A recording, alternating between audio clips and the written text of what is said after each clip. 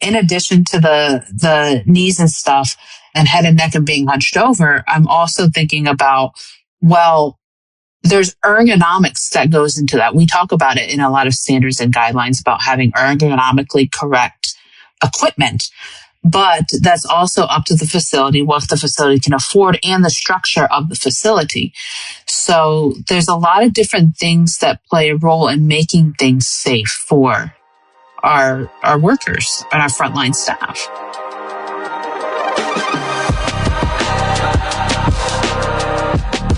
Rising above the buzz of ultrasonic cleaners and the clanking of stainless steel are the ideas and voices that are changing an industry. You're listening to the Beyond Clean podcast, the central nexus for the people, processes, and products that are improving our sterile processing world. Each week, we speak with frontline technicians, CEOs, engineers, and entrepreneurs with a common goal: to help you fight dirty, every instrument, every time. Whether you're tuning in for education or inspiration, we're glad you did. Now turn on those washers and turn up the volume. It's time to go beyond clean.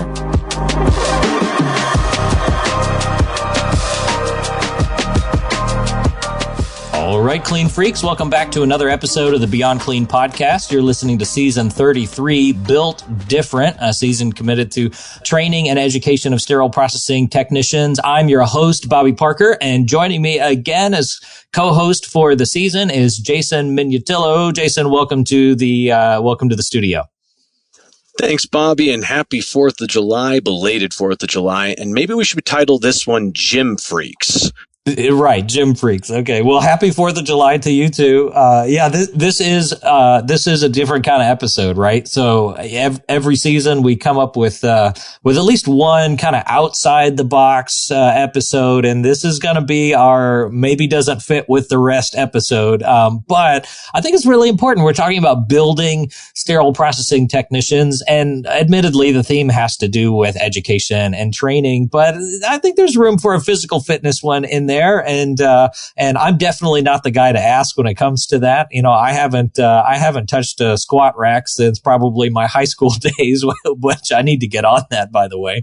But I think there's a lot to be said around physical fitness and the benefits for the job. So it should be a fun one anyway. Couldn't agree more. Like I said, again, there's physical requirements of the job, and I think we've got the perfect guest to actually talk about taking care of yourself, not only in the department, but outside of the department. Yep. Well said. Well, we'll be right back with Rebecca Lauber to talk about physical fitness and SPD, or as Jason wants to call it, Gym Freaks. We'll be right back.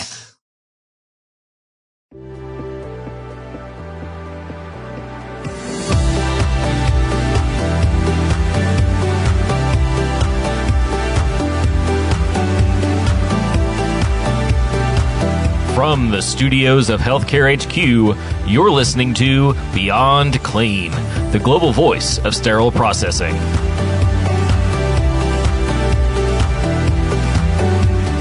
And joining us now in studio is Rebecca Lauber, Robotics and Operations Coordinator out in New York City. Rebecca, thanks for joining us on the show today. It's a pleasure to be here today. How's everybody doing? Oh, it's good. It's good. We're recording this right after the 4th of July. So it's probably been a minute before we get the recording out, but good 4th of July weekend. And, always love getting back in studio to talk sterile processing. So yeah, it's a good time. It's a good time. Thanks for saying yes to the invitation. Oh my gosh. My hand flew up as soon as I saw it. I said, pick me, pick me, pick me. That's right. So yeah, a little backstory. I put out on LinkedIn as we were thinking about this topic. Does anybody know anybody who's like big into both sterile processing and physical fitness? And not only, Rebecca, did you say, yes, me, pick me, but so many other people also said, pick Rebecca, pick Rebecca, pick Rebecca. Good. I have a good following, I guess. Yeah. Well, you and others, I was shocked at how many people reached out saying like, hey, I do powerlifting, or hey, like this is a really important topic to me. And yeah, I was surprised at how many people are passionate about this topic. So I think it'll be fun. fun, and there's way more to say than we're going to get through in our measly little 20 minutes here. And apparently there's a lot of people who have a lot of things to say about it, but I'm excited to get into that. But before we do, why don't we give folks an opportunity to get to know you, for those who haven't tuned in to your other stuff that you've done with Beyond Clean, or I see you all over LinkedIn out there educating the sterile processing industry. Why don't you tell us a little bit about who you are and what you've been doing in SPD? Well, hi, everyone. My name is Rebecca Lauber. Currently, my role is robotic and operations coordinator in New York City, but that's not where I started. I've been doing sterile processing for 10 years, started at the sink like everybody else, and has spent time training technicians, education, and managing and leading sterile processing throughout so many hospitals on the East Coast. And now I like to say I babysit a baby fleet of very expensive robots. But other than that, my current state, and my other life, my alternative life, I am a competitive bodybuilding right now. Currently in prep, I have a show coming up, which means I'm very hungry during this podcast right now. So please have some food for me, because I can't. And yeah, that's it. My life is gym, work, educating, helping all of you lovely people out there that need help in sterile processing. And honestly, I just love hiking. So if you don't find me doing either one of those two, you're going to find me in the mountains.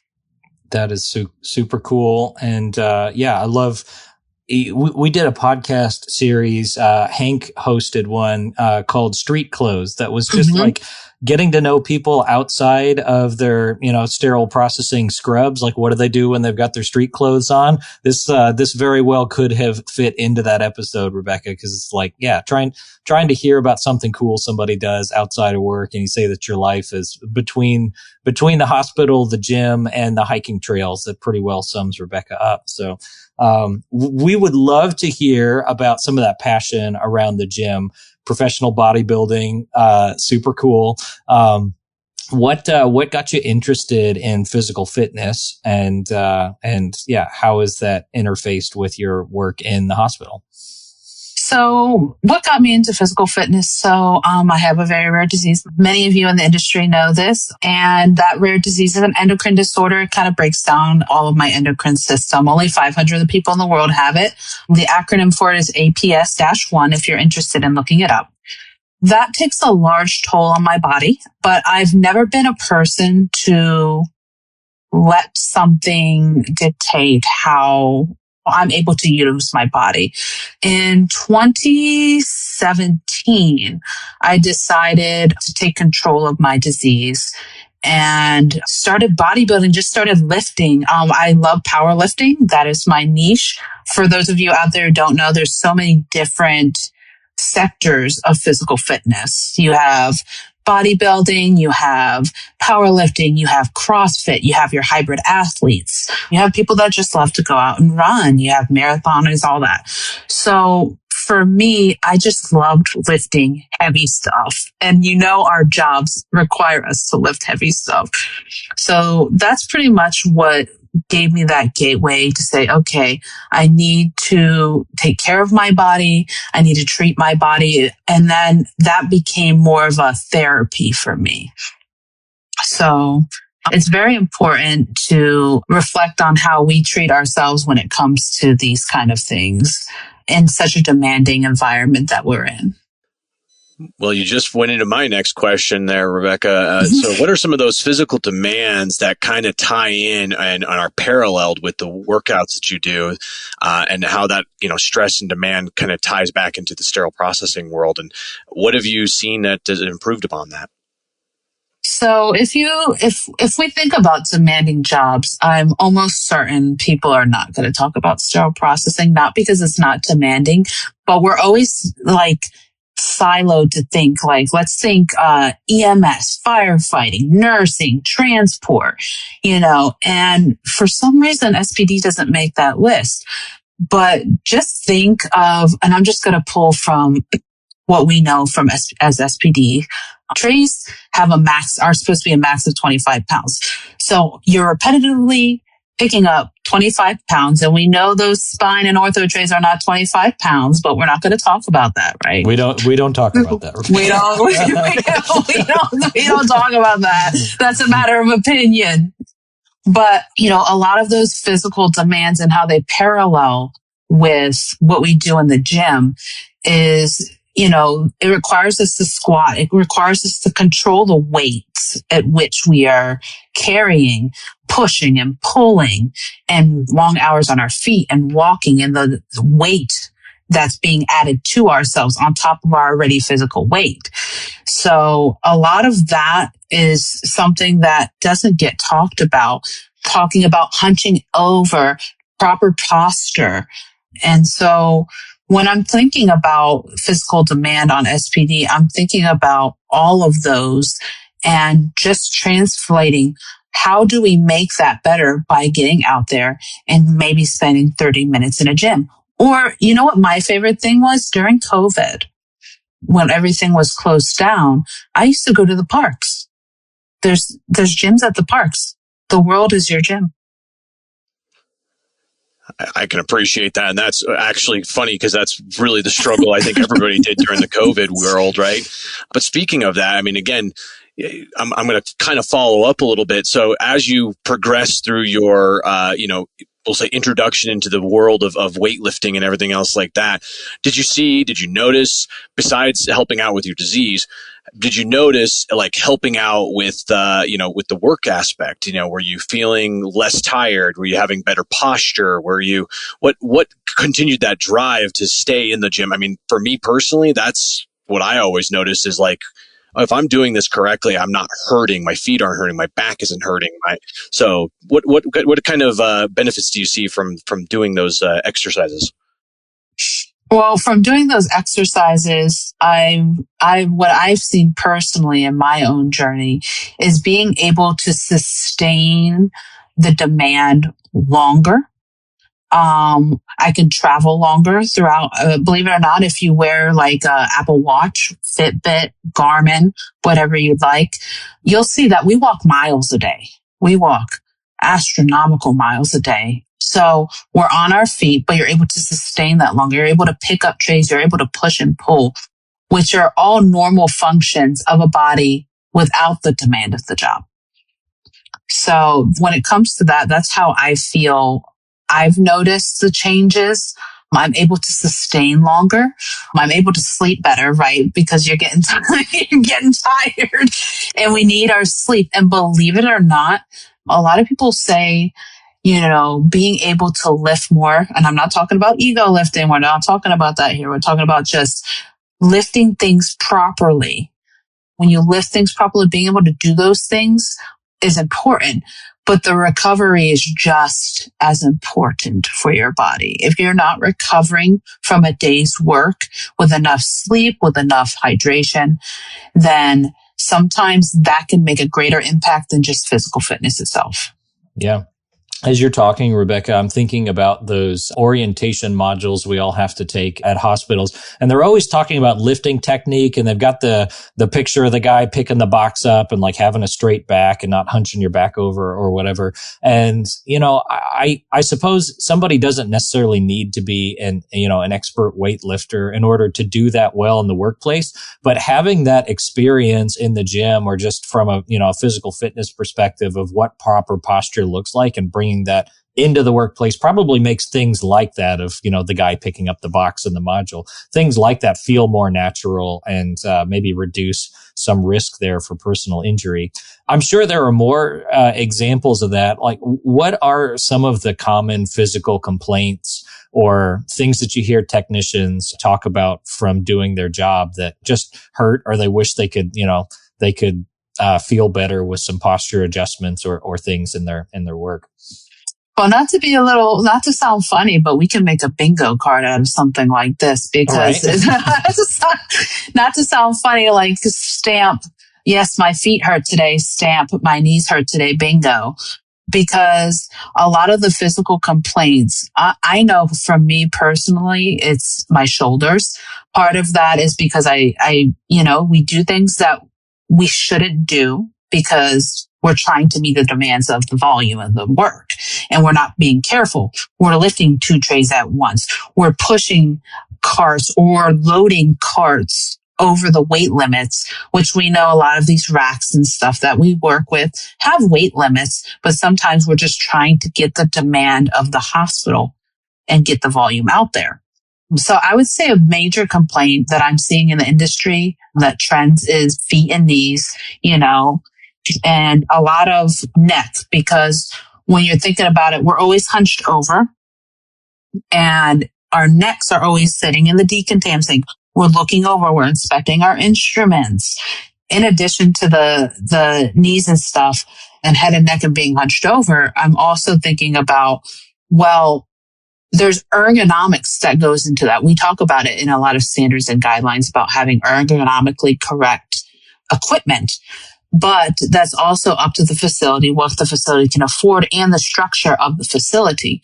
So there's a lot of different things that play a role in making things safe for our workers and our frontline staff. Yeah. And I've felt that as well, just because my journey into sterile processing leadership started as a technician in a really old facility and kind of grew along the way and got to live through some of those things. So there are some things that leadership should own. Like, I know this episode is about kind of personal responsibility for your body, but as leaders, things that we can do. Jason, have you encountered much of that, like across different departments of like, how do you keep people healthy through ergonomics and trying to encourage this kind of thing? Like, do we have hourly stretch breaks as leaders? Like how do we encourage this? Well, I'm going to kind of pipe in here, and Rebecca actually alluded to it. I mean, even in our standards, it's actually out there about having ergonomic sinks and ergonomic mats and so on. And so I would argue it is a department manager, leader responsibility.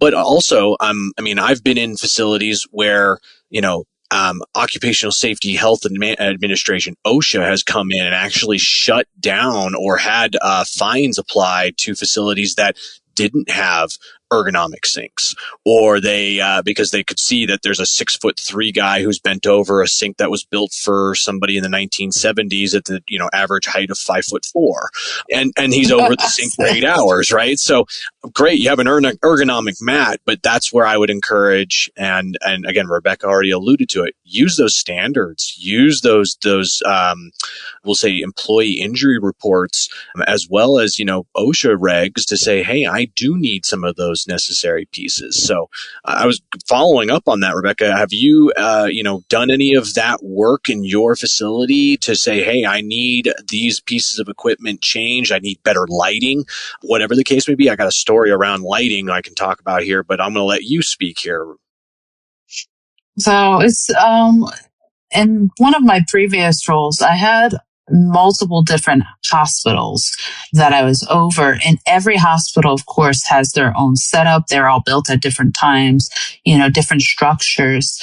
But a major proponent is that I made sure all of my hospitals had there's like those foam mats that you can, change out to help with that shock absorption. But another thing is, if I could not change, let's say, a sink and make it an adjustable sink or an adjustable station, I would not only teach the proper, method of how we can relieve some of these pains in our workflows, but I would also, reach out to other companies and take it upon myself to find out ways to bring the work up to their level. So that tall 6'3" guy that we have, I had somebody like that in one of my facilities, and I couldn't change the sink, but what I could do is bring the work up. I can move the work up. There's inserts that you could put into sinks. There's companies that sell inserts that do that, which is wonderful, because then that allows, you an alternative when you just can't do anything about it at the facility. But what I'm a big advocate for, talking about, having somebody come in, is having a wellness champion in your hospital. Not even just that, in your department. And believe it or not, you're going to find somebody who wants to be a wellness champion, because we all love to take a journey together.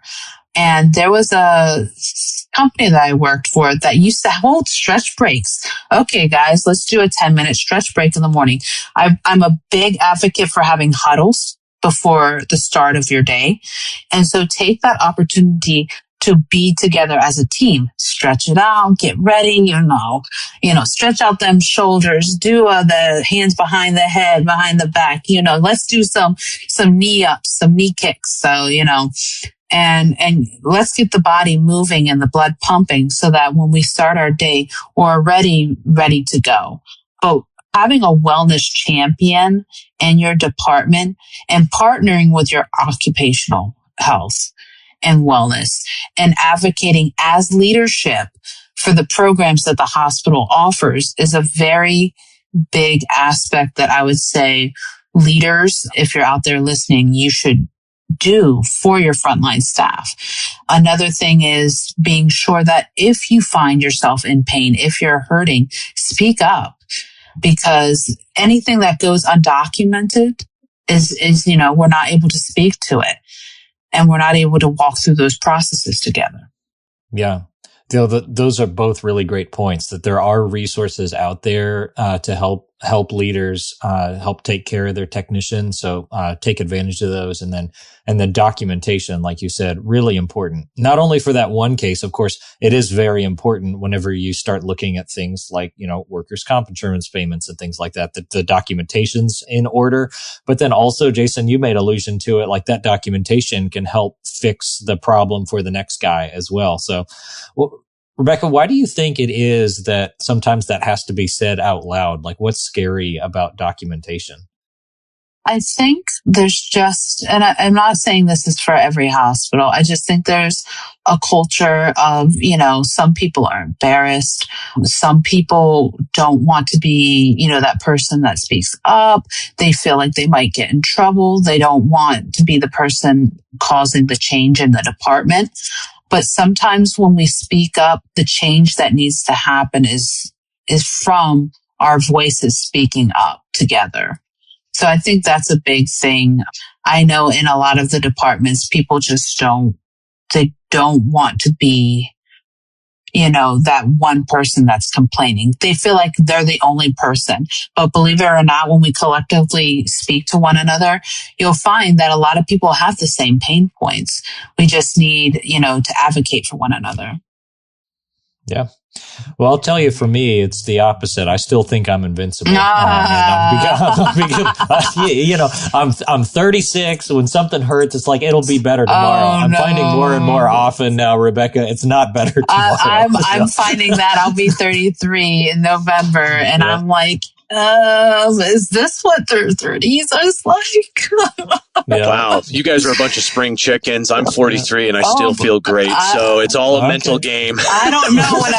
When I stretch, I'm starting to hear them crackles. I'm like, all right. Oh, I feel your pain there, Rebecca. Like I said, it's, talking before, like I said, I used to do what you did. I don't do it as much as you do now. And I remember all of those times. But things pop and creak that you're like, that's not supposed to pop and creak. And where's the WD-40? Yeah. Well, do your mobility training. Okay. Your stretches. I was just about to say, so speaking about things hurting, somebody comes to you, Rebecca, like, what do you give guidance? Do you, using your advocate that's inside of the department, do you have them kind of, build out those things? Not in a sense of, again, that you're a physician or a physical therapist providing a regimen, but do you allow those team members to be able to provide those, hey, I do this and that helps my shoulder, or I do this and that helps with my lower back, or do you give those, again, probably in partnership with your occupational therapist at the hospital, I'm assuming, but yeah, I'll let you speak to it. Well, first things first, each of us is different. I was just speaking before the podcast about, a common thing is that people's feet hurt, right? Your own advice is going to get best from a doctor, a physician that you see. And it has to be the right physician, right? For your feet, it could be a podiatrist, and always check with your doctor before starting anything new, of course. Now, we can always give advice, but the best thing I would like to, caution is we can give advice, but each of us, we don't know each other's health. We might not be able to share that or feel comfortable sharing that with one another. So what one person has is different from us. And so we just need to be cautious of that.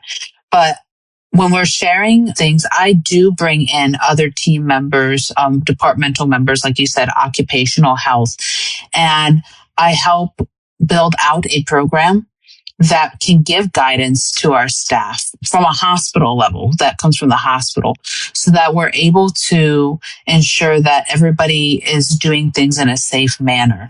But I do welcome team members to come and, let me know, hey, this is what I'm going through, because the more I know, the more I'm able to advocate for them and create a program or find if there's any options out there for them. Yeah, that's really helpful. One of the things that I wanted to ask about as we wrap this conversation, there are a lot of things that we've mentioned in the episode, from ergonomic mats to having wellness champions to stretch breaks and just the benefits of physical training, that we could, chase that trail and go deeper on those topics. But one of the things that I wanted to underline here at the end is what you said about each facility having their own kind of wellness champion at the facility to try to help people feel better and make sure they're doing things safe. I imagine most sterile processing departments don't have that in place today. For those that don't, and they agree with you that that's a good idea, like, what does that look like? How do you identify that person, and what do they do on a daily or weekly or monthly basis that helps the department kind of move from current state to maybe a little bit safer? So I kind of pull that. I've done a lot of different roles, but what I like to do is use my wellness champion as part of what I would like to say auditing. So audit the department for pain points that are actually going to affect our staff. Is it how high a shelf is? Is it how things are placed on a shelf? Is it requirements, post signage out there about the requirements and the limitations of our equipment so that staff don't go over? That's also implementing things within, there's tracking systems where you can implement weight limits, and that will show up in our system. So when one more item is scanned to it, it says you're over the weight limit. So that's all the systemic things. But on top of that, it's giving somebody that wellness champion in the department an opportunity to partner with other departments. And I know we're talking a lot about occupational health, but giving them that opportunity to partner with those type of departments and bring them on board to have let's say a monthly education on wellness. Now, of course, we cannot give, a wellness champion cannot give health advice, right? As far as let's say diets and stuff. That's not what we're talking about here. We're talking about creating a safe working environment for our frontline staff. And so those are some of the things that you can empower your wellness champion to do. And when they see things going wrong in the department, somebody lifting too much, somebody not having the proper amount of help, hey, calling that out and saying, hey, this is a 2-person job.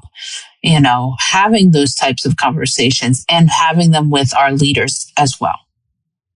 Yeah. No, it's a super good idea, Rebecca. I am sure that folks listening who don't have that in place today are probably trying to imagine what that might look like and maybe have some more questions. If anybody wanted to continue this conversation with you, would LinkedIn be the best way to do that? 100%. Feel free to always reach out to me about this. Awesome. Well, Rebecca, really great interview. I think this is a topic that it gets talked about a lot in sterile processing of there's some physical demands and we should make sure that our workstations are at the right spot. But the personal side of it, of how we can take care of our bodies and how much that actually affects patient care for us to be able to long-term do this job, it doesn't get a whole lot of attention. So I'm really thankful you said yes to this interview, and really proud of what we're putting out there, because I think this is a really important conversation. Thanks for joining us. Yeah. Well, it's important to know that, the only thing that we have for the rest of our life is this wonderful body that we have. So with everything that we love to do and love being there for, your body is the most important aspect. So a lot of people think when we're thinking about fitness, we're talking about physical training. They see people on the internet, social media. They think, oh, I have to be an athlete, but you don't need to be an athlete. You don't have to do this transformation. That's not what this conversation is about. It's really about deciding how you're going to move your body and how we're going to transform that to be safe for your working environments. But I don't want to just stop at the working environments. I also want you to be physically fit outside of here, because at the end of the day, we all go home to our friends, our family, our dogs, our cats. And so if you're able to take care of your body and we're able to help you take care of your body also while at work, then we'll be able to show up for the rest of your life. Yeah, everybody can get behind that. Well said. Well, Rebecca, thanks for joining us again for the interview. Great job. Have a wonderful.